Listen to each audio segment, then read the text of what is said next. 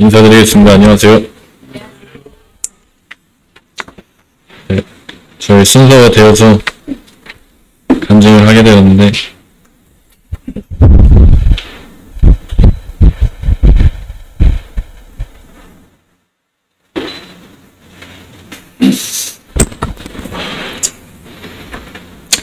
제가 이제 한 3달 정도 만에 또 제 차례가 돼서 하게 되는데, 이제 여기 늘 올라올 때마다 좀 기대도 되고, 좀 뭐 설레기도 하고, 또 떨리기도 하고, 또 이제 이 자리를 고민하는 시간이 저한테는 굉장히 좀 항상 좀 기쁘고 그랬었는데, 요즘은 제가 좀 뭐라 해야 될까요?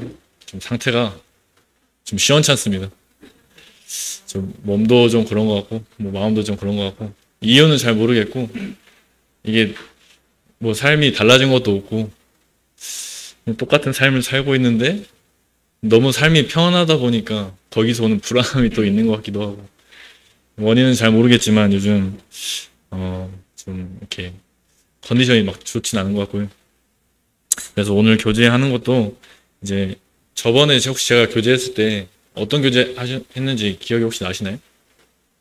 그래서 제가 이제 사랑에 대한 경험을 이제 간증하면서 사랑이 무엇인가에 대해서 그때 간증했었었는데, 그러면서 제가 그때 예고를 했었죠. 다음 교제 시간은 이제 저번 시간이 이제 뭐 What is love? 사랑이 무엇인가에 대해서 교제했다면, 이번 다음 시간에는 그럼 사랑을 어떻게 해야 되는지 또 하나님께서 보여주신 거에 대해서 How to love에 대해서 교제하겠다고 말을 했었는데, 사실 그때도 이미 이제 교제 내용은 다 뭐 준비라기보다는 이미 다 제가 그냥 정리만 하면 되는 상황이었어서 크게 부담은 없었지만, 아무튼 지금 상황에서 이렇게 뭔가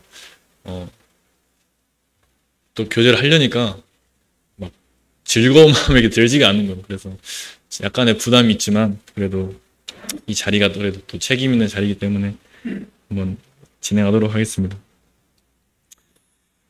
이제 저번 간증에 이어서 연결되는 내용이기 때문에 생각이 안 나실 것 같아서 간략하게 저번에 했던 교제 내용에 대해서 말씀을 드리면, 이제 제가 교회 생활을 하면서 저의 가치관과 또 이거는 누가 봤을 때 이렇게 하는 게 좋지 못하다라고 볼 수 있는 그런 행동, 그런 것들을 이제 어떤 성도님과 이렇게 이제 부딪히면서 이제 겪었던 일인데, 그 성도를 이제 대하면서 처음에는 저도 이제 그 성도를 품으려고도 해보고 어떤 뭐 선을 계속 베풀기도 하고 했지만, 결국엔 저의 한계를 맞닥뜨리면서 나는 이 사람을 사랑할 수 없구나가 저의 결론이었고, 그 결론을 냈을 때 굉장히 큰 회의감과 또 신앙생활에 있어서 그 즐거움을 잃어버리는 그런 순간이 있었습니다. 그때 이제 심정은 앞으로 평생 교회에서 함께 보면서 함께 동역해 나가야 될 사이인데, 이 성도를 볼 때마다 이렇게 마음이 불편하면은 내가 교회 생활을 제대로 할 수 있을까? 이제 이런 이런 생각이 들면서 숨이 턱 막혀왔던 그런 순간이었는데, 이제 그때 이제 저희 교회에서 사랑하지 않으면 죽는다 이 책을 함께 배우면서 저의 이런 사랑이 없음에 대해서 하나님께 털어놓게 되었고, 그렇게 하나님께 이 성도를 위한 또 저를 위해서 기도를 진실되게 했을 때, 하나님께서 저에게 그 상황은 전혀 바꿔주지 않으셨지만 똑같은 상황을 마주했을 때 그 상황 앞에서 평안하게 그 상황을 맞이할 수 있었고, 저였으면 이제 저는 이미 할 수 없다라고 이제 선을 그었었지만, 그렇게 기도하면서 한 걸음 더 나아갈 수 있고, 한 번 더 이제 그 성도를 향한 손을 내밀 수 있는 그런 경험을 하면서 이제 제가 그 성도에게 사과를 하게 되었습니다. 내가 그동안 나의 가치관을 너무 이렇게 얘기했던 것 같다. 그런 거에 대해서 불편했거나 혹시 상처받았던 게 있으면 미안하다. 이제 이렇게 얘기를 했었는데, 그 얘기를 들은 성도 역시 사실 저는 이제 그 사과를 한다는 게 뭐랄까요, 제 입장에서는 그냥 다 내려놓고 그냥 하는 거였거든요. 여전히 그 성도는 그 연약함을 가지고 있었고 달라진 건 없었지만 저는 어차피 사람을 바꿀 수 없기에 그냥 하나님 앞에서 제가 내려놓은 마음들을 그냥 그대로 그 성도에게 고백을 했습니다. 미안하다고 이제 사과를 했을 때 성도는 이제 그 사과에 대해서 놀랍게 반응을 해주었고 지금 그 성도가 굉장히 막역한 사이가 되었던 그런 해피엔딩 가진 간증이었는데, 그래서 이제 제가 그때 결론 내렸던 것은 참 사랑이 부족할 때, 사랑이 없다고 느껴질 때 하나님 앞에 진실하게 구하고 기도하면 하나님께서 그거에 대해서 분명히 응답하신다. 그리고 그때 나에게는 그 상황을 맞이할 수 있는 평안을 주신다. 네. 이거였습니다. 그래서 그렇게 사랑에 대해서 좀 정의 내려보게 되는 그런 간증이었습니다. 그 다음은 이제 그러면 어떻게 사랑을 해야 되나, 이제 이거에 대해서도 하나님께서 교훈 주신 게 있는데, 이제 이 이야기를 하려면 제가 이제 미국에서 생활할 때 그때 이야기를 좀 이제 말씀을 드리려고 하는데, 그때 당시 이제 제가 함께 생활했던 형제님의 성함이 정찬용 형제님이십니다. 형제님께서 이제 미국에서 변호사 일을 하고 계셔서 이제 변호사라 하면 그 매일 그 법원에서 내려진 일정에 대해서 그 마감 기한을 다 딱딱 준수해야 되기 때문에 항상 이렇게 데드라인에 쫓기시거든요. 그래서 그때 당시 굉장히 뭐 여러 사건들을 함께 이렇게 감당하시면서 좀 굉장히 바쁘셨어요. 근데 그 주에 형제님께서 이제 설교하시는 시간이었던 거죠. 그 주 일요일에.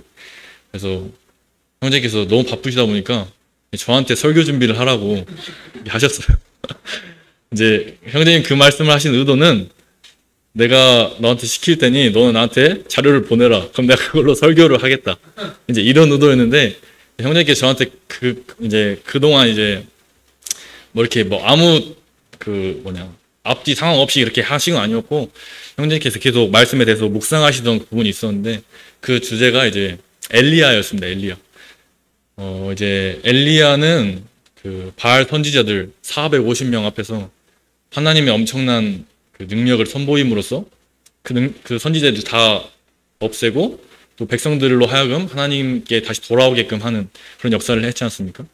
이제 그 역사가 있고 나서 어떻게 보면 엘리야 개인적으로도 정말 살아계신 하나님의 역사함을 개인이 느끼는 시간이었고, 사역으로서 굉장히 큰 열매를 얻었다고 할 수 있는데, 그렇다고 한다면 이제 신앙의 그 자신감이라든지 어떤 하나님과의 관계라든지 훨씬 더 한층 더 업그레이드 될 수 있잖아요. 근데 그 다음에 나오는 장면은 이제 좀 당황스럽게도 엘리야가 이제 이세벨이 자기를 죽인다고 했을 때 도망치면서 자기를 오히려 하나님께 죽여달라고 자살 기도를 하는 이제 그런 상황이었습니다. 그래서 형제님께서 저한테, 엘리야는 이렇게 큰 사역의 성공도 맛보고 하나님도 경험했는데 왜 갑자기 이렇게 약한 모습을 보여지게 된 걸까?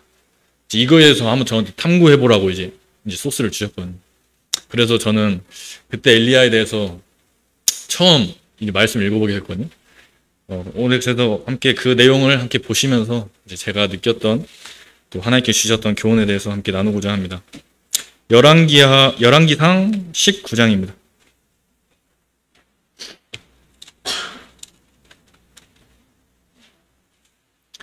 뭐 좀 부끄러운 얘기지만 저는 엘리야에 대해서 뭐 이름은 들어봤고, 이제 뭐 그 번제단에 불을 내리게 했다, 뭐 이 정도 사건 알고 있었는데 그 전후 상황에 대해서는 전혀 몰랐거든요. 그때 미국 가서 이제 말씀을 보면서 처음 이제 좀 깊게 묵상해 보았기 때문에 저한테 굉장히 좀 신선하게 다가왔어요, 이 주제 자체가.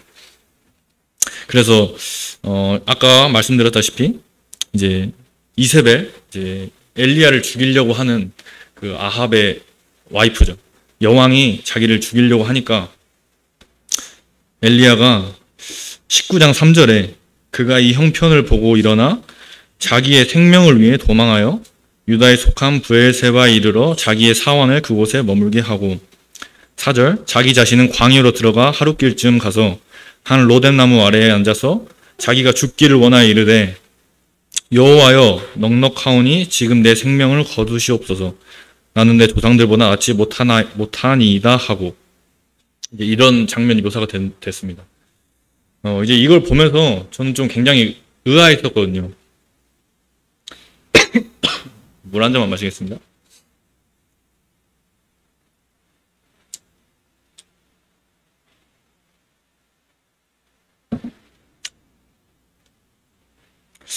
아까 말씀드렸다시피 엘리야는 사역에 성공을 거두었었고 하나님이 이렇게 살아계셔서 역사하신다는 것을 몸소 체험한 사람인데, 그리고 450명의 선지자 앞에서도 눈 하나 끔찍하지 않고 오히려 그들을 조롱하는 그런 담대함까지 보였었는데, 이제 자기의 목숨이 위협당할 때, 어떻게 보면 그 전의 상황도 충분히 위협당하고 있는 그런 상황이었거든요.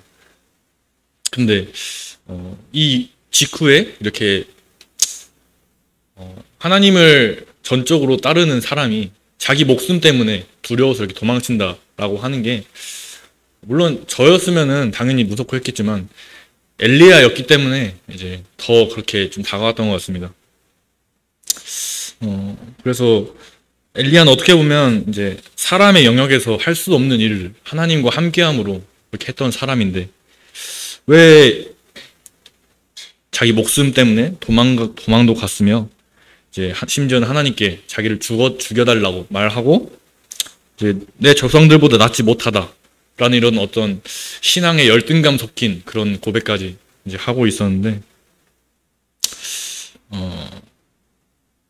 이때 이제 저는 이 다음에 나온 이제 하나님께서 엘리야를 대하시는 그 장면에 대해서 좀 많이 묵상을 해보게 되었습니다. 읽어보겠습니다. 5절부터 읽겠습니다. 로뎀나무 아래에 누워 자더니 천사가 그를 어루만지며 그에게 이르되 일어나서 먹으라 하는지라. 본즉 머리맡에 숯불에 구운 떡과 한 병 물이 있더라. 이에 먹고 마시고 다시 누웠더니 여호와의 천사가 또다시 와서 어루만지며 이르되 일어나 먹으라. 네가 갈 길을 다 가지 못할까 하노라 하는지라. 이에 일어나 먹고 마시고 그 음식물의 힘을 의지하여 40주 40야를 가서 하나님의 산 호렙에 이르니라. 이 장면을 딱 보게 되었는데, 굉장히 좀 엘리야가 그 상황 앞에서 도망쳐서 이렇게 고백한 것도 저는 굉장히 개인적으로 모순죄라고 생각했고, 그런 엘리야를 대하시는 하나님의 모습도 모순된다라고 생각을 했거든요.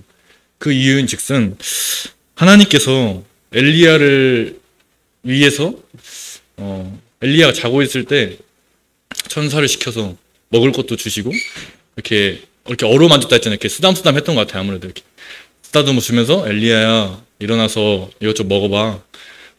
아직 가야 될 길이 더 남아 있어. 이렇게 얘기를 해주시는데, 제 입장에서는 하나님의 사역을 하는 데 있어서 이 음식과 잠자는 게 이게 의미가 있나? 왜냐면 엘리야는 그 전에 이미 인간의 영역을 넘어선 일을 했기 때문에 똑같이 그냥 엘리야에게도 하나님께서 뿅 해서 체력 다시 회복 쫙 시키시고, 엘리야한테 너 지금 이렇게 하면 돼, 안 돼? 아직 너가 할 일이 남았는데 이렇게 하면 안 되지. 이렇게 할 수 있잖아요, 충분히. 이게 이렇게 제가 말투를 이렇게 해서 좀 하나님께서 매정해 보이게 생각하실 수도 있지만, 저는 그렇게 생각합니다. 하나님 입장에서 굳이 엘리야를 위해서 자기 놔두시고 음식물도 주시고 어루만져 주시고, 또 여기 보면은 엘리야가 일어나서 호렙산까지 가는데 40주 40야를 간다고 했거든요. 찾아보니까 부엘세바에서 호렙산까지 거리가 이렇게 약 350km 정도 된다고 합니다. 이제 그 거리는 성경에서 하루길을 이제 보통 한 3, 40km 이렇게 간다고 표현을 하는데, 그러면은 그 장소에서 호렙산까지 적어도 뭐 10일 이 정도면은 도착할 수 있는 시간이었는데, 여기 보면은 40주 40야를 갔다 이렇게 돼 있습니다. 그래서 시간도 굉장히 많이 주셨거든요. 넉넉하게. 이거는 전적으로 하나님의 사역을 맞춘 엘리야에게, 하나님의 사역의 기준으로 엘리야에게 어떤 행동을 하신 게 아니라 전적으로 엘리야에게 맞춰서 엘리야를 위한 하나님의 행동이었거든요. 이게 저한테는 좀 굉장히 크게 다가왔습니다. 이제 또 계속 읽겠습니다. 그렇게 해서 엘리야가 호렙산에 도착해서 하나님과 마주하게 됩니다. 9절부터 읽겠습니다. 엘리야가 그곳 굴에 들어가 거기서 머물더니 여호와의 말씀이 그에게 임하여 이르시되 엘리야야 네가 어찌하여 여기 있느냐. 그가 대답하되 내가 만군의 하나님 여호와께 열심히 유별하오니 이는 이스라엘 자손이 주의 언약을 버리고 주의 제단을 헐며 칼로 주의 선지자들을 죽였음이오며 오직 나만 남았거늘 그들이 내 생명을 찾아 빼앗으려 하나이다. 이렇게 표현이 되어 있습니다. 그리고 그 이후로도 똑같은 장면이 한 번 더 묘사되는데 13절입니다. 엘리야가 듣고 겉옷으로 얼굴을 가리고 나가 굴어기의 섬에 소리가 그에게 임하여 이르시되 엘리야야 네가 어찌하여 여기 있느냐. 그가 대답하되 내가 만군의 하나님 여호와께 열심히 유별하오니 이는 이스라엘 자손이 주의 언약을 버리고 주의 제단을 헐며 칼로 주의 선지자들을 죽였음이오며 오직 나만 남았거늘 그들이 내 생명을 찾아 빼앗으려 하나이다.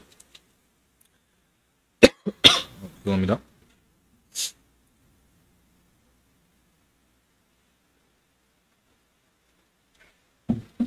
이제 이런 장면이 묘사가 되었는데 어쨌든 엘리야가 하나님께서 살펴주셔서 다시 기력을 회복하고 하나님께 마주했잖아요. 그러면은 저는 이제서는 하나님께서 엘리야가 마땅히 해야 될 바에 대해서 말씀하시겠구나 생각했는데 그때서도 하나님께서는 네가 어찌하여 여기 있느냐 이렇게 물어보셨거든요. 이제 이게 영어 번역본에는 What are you doing here, Elijah? 이렇게 되어 있습니다. 그러니까 너 여기서 지금 뭐 하니? 이렇게 물어보는 거였습니다. 이제 이 질문 자체가 한국에서는 이제 이런 표현이 되게 약간 좀 비꼬는 느낌이잖아요. 너 지금 여기서 뭐 하냐? 이렇게 하는데 이제 그런 느낌이 아니라 대화를 요청하는 거죠. 엘리야한테 하나님께서. 엘리야 여기서 지금 뭐 하고 있니? 라고 하니까 엘리야가 그제서야 이제 하나님께 자신의 어려움에 대해서 이제 토로를 합니다. 엘리야는 아무래도 이렇게 사역이 성공하고 끝이라고 생각을 했었나 봐요. 근데 이런 좀 바뀌지 않는 현실에 대해서 굉장히 좀 낙담했었던 것 같고 특히 이제 오직 나만 남았거늘 그들이 내 생명을 찾아 빼앗으려 하나이다. 이제 혼자라는 거에 대해서 굉장히 두려움이 좀 컸던 것 같습니다. 이제 하나님께서 엘리야를 대하시는 이 모습을 보면서 하나님께서 왜 엘리야에게 이렇게 하셨을까에 대해서 고민을 해보게 되었거든요. 저는 이제 지금까지 어떤 선을 베푼다, 또 교제를 한다, 이제 이런 표현 자체를 저는 개인적으로 철저히 이제 성경을 기준으로 해서 옳고 그름을 좀 이제 생각을 했던 것 같습니다. 그래서 아까 말씀드렸다시피 저와 그런 제가 보기에 이 행동은 좀 성경에 봤을 때 또 신앙적으로 봤을 때 조금 옳지 못하지 않나 라는 그런 생각이 되었을 때 항상 그거에 대해서 얘기했습니다. 그거는 좀 아닌 것 같아.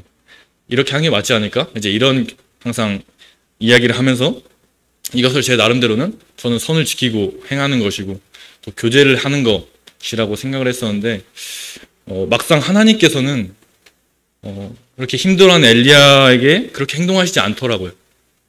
자기에 맞춰서 하나님의 관점에서 하나님의 기준에서 엘리야를 대하는 것이 아니라 전적으로 엘리야에 맞춰서 이렇게 대해 주셨습니다. 근데 이제 제가 또 놀라웠던 사실은 19장 8절에 이에 일어나 먹고 마시고 그 음식물의 힘을 의지하여 40주 40야를 가서 하나님의 산 호렙에 이르니라. 이제 음식물의 힘에 의지했다. 이 표현이 또 새롭게 다가왔거든요. 이제 사실 보편적으로 생각했을 때 신앙적인 사람이라면 음식물의 힘이 아니라 하나님의 말씀을 의지해서 간다라는 표현이 더 그럴듯하고 더 신실해 보이잖아요. 근데 엘리야는 하나님께서 주신 그 음식물을 먹고 그 힘을 의지해서 이제 갔다. 이렇게 표현이 되어 있었습니다. 그리고 엘리야와 하나님께 대면했을 때 엘리야가 자신이 혼자 있는 거에 대해서 굉장히 큰 두려움을 느끼고 죽음 앞에서 두려워했을 때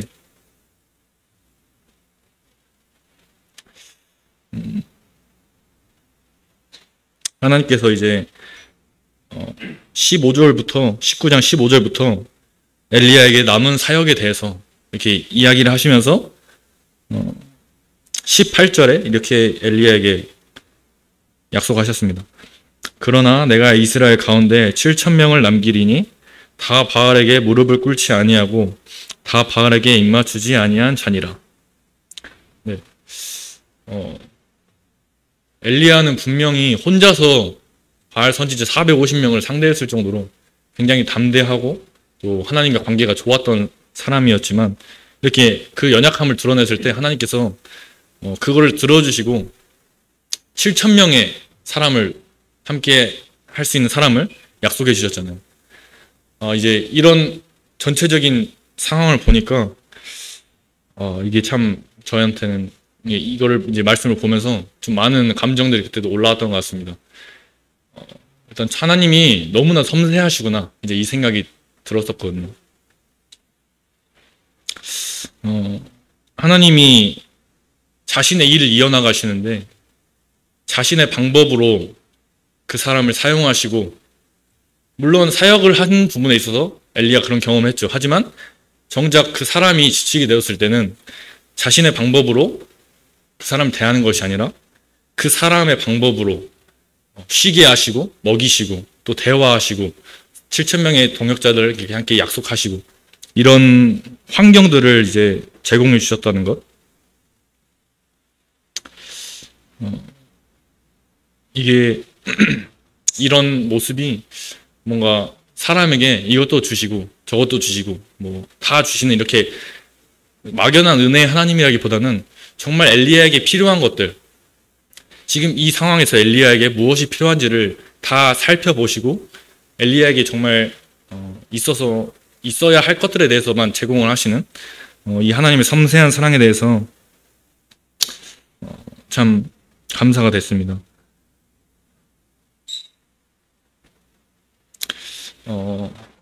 마찬가지로 엘리야가 이렇게 넘어졌을 때 하나님께서도 분명히 제가 아까 누군가에게 대했던 것처럼 하나님께서는 하나님이 선 자체시니까 자신의 기준에 대해서 분명히 얘기할 수 있으시거든요. 엘리야에게 그런 마음을 가지는 것 자체가 하나님을 신뢰하지 못한다라는 의미도 되기 때문에 왜 나를 더 의지하지 못하느냐 이렇게 얘기하실 수도 있으셨고 하나님이 그냥 초자연적으로 그를 다시 일으켜 세우셔서 하실 수도 있었지만 하나님의 그 사랑의 형태는 자기 자신의 방법이 아닌 상대방에 맞춰진 그런 모습이었습니다. 그래서 이제 이 모습을 보면서 이제 첫 번째로는 하나님의 그런 섬세한 사랑에 대해서 참 이제 감정들이 많이 올라왔었는데 이제 두 번째로는 제가 많이 오해를 했었구나 이제 이런 생각을 하게 되었습니다. 저는 지금까지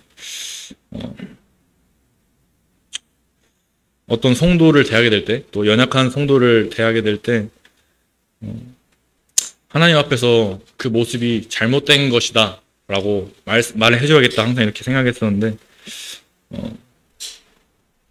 여기서 이제 제가 가장 큰 오해를 했던 것은 분명히 저희가 하는 말은 성경적인 얘기면서 틀린 말이 아니고 또 저는 제 나름대로 선을 한 거예요.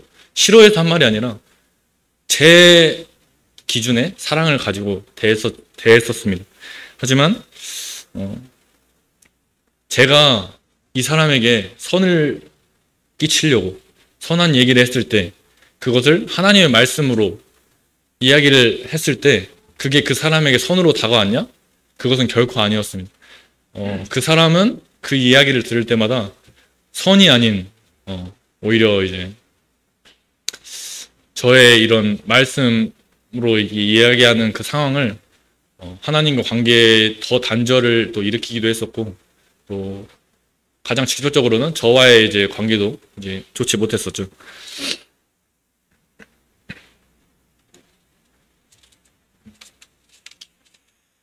이제 하나님도 마찬가지로 엘리야에게 이렇게 선 하나를 그어놓고 이게 맞다, 이게 잘못이다라고 하지 않으시고 오히려 그의 연약함에 대해서 기다려주시고 또 채우시는 그 모습을 보게 될 때 감사가 되었습니다. 그래서 이제 정리를 하면 이제 어쨌든 결국 신앙은 끝에 가서는 자기 선택과 신앙의 책임에 대해서는 자기 선택이 있는 거는 분명하지만 어떤 사람은 이제 100번의 쓴소리도 그것을 하나님의 말씀으로 받고 그것을 선으로 여긴다면 전혀 문제될 게 없습니다만 이제 이런 상황에 대해서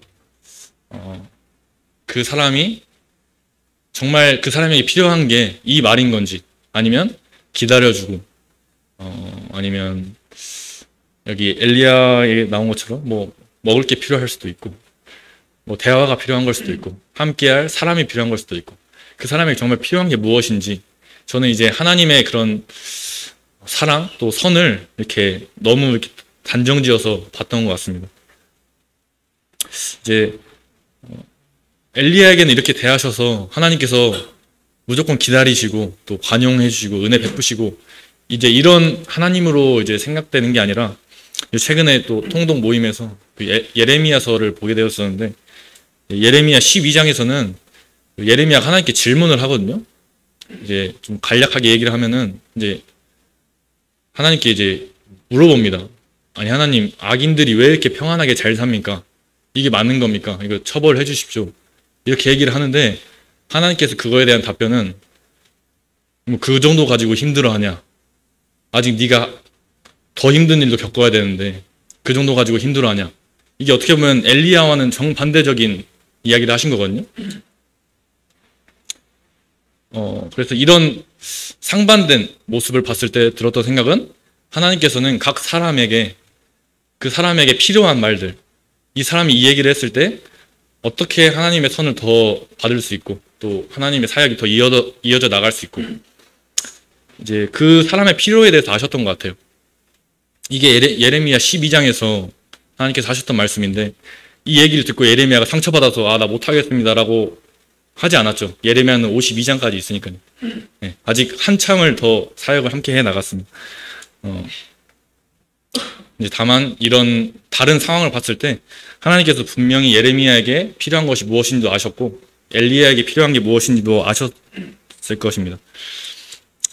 근데 이제 저로서는 이제 사람이잖아요. 그럼 어떻게 그 사람의 모든 걸 다 아냐? 이제 이런 생각을 또 하게 되는데, 네, 맞습니다. 그래서 다 모르기 때문에 제가 그동안 오해했던 것들로 인해서 많은 상처를 또 줬던 것 같기도 하고, 제 나름대로는 사랑이라고 표현했던 것들이 누군가에게는 이제 가시처럼 들어갔을 수도 있겠다. 이렇게 좀 많이 되돌아보게 되는 그런 시간이었습니다. 그래서 이 말씀을 대하게 되면서 저는 나에게 있어서 선이 무엇인지를 고려해 보는 게 아니라 상대방에게 있어서 선이 무엇인지에 대해서 좀 더 고민해 보는 그런 시간이 되었고, 정말 저한테 이 사랑을 행하는 거에 있어서 참 관점을 바꿔준 중요한 경험이었던 것 같습니다. 근데 이제 성도님들께서도 많이 그런 실생활에서 경험하시겠지만 이게 교회 안에서나 또 가정 안에서 이런 게 더 많이 일어나는 것 같거든요. 이제 특히나 뭐 부모 자식 간의 관계에 있어서 이제 부모님 입장에서 자식을 바라봤을 때 이건 분명히 옳지 못한 일이고 그것이 뭐 부모의 관점에서도 그렇고 성경적인 관점에서도 그럴 수 있겠죠. 연약한 성도를 바라봤을 때도 이렇게 하는 게 맞을까? 이제 이런 고민이 들 때도 있지만 그 상황에서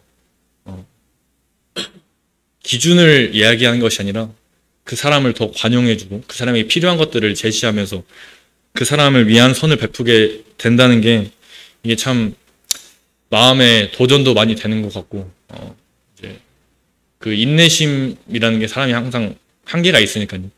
이제 그런 상황을 자주 마주하게 되실 텐데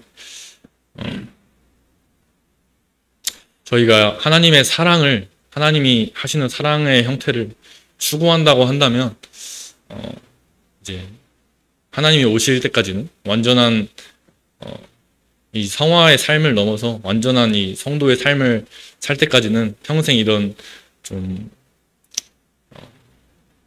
과정이 계속 있어야 되지 않을까 이제 그런 생각을 해보게 됩니다. 그래서 이제 성도님들 개개인적으로도 하나님께서 주신 그 사랑에 대한 경험들 해보셨으면 좋겠고 또 하나님께서 보여주신 사랑의 형태가 있으시다면 또 저에게 교제해 주시면은 좋을 것 같습니다. 그러면 이것으로 교제 마치고 기도하도록 하겠습니다.